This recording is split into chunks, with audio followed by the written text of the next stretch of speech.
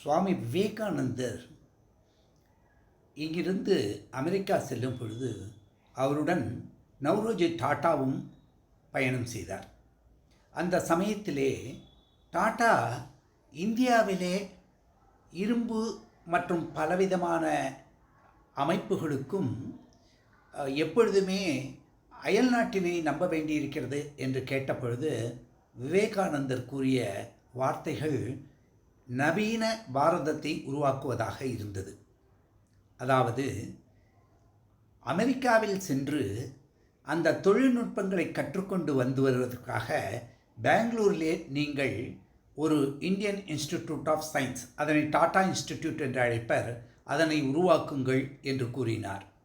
அதனை மேற்கொண்டு ஜாம்ஷெட்பூரிலும் பெங்களூரிலும் தொழிற்சாலைகளை நிறுவினார் டாட்டா.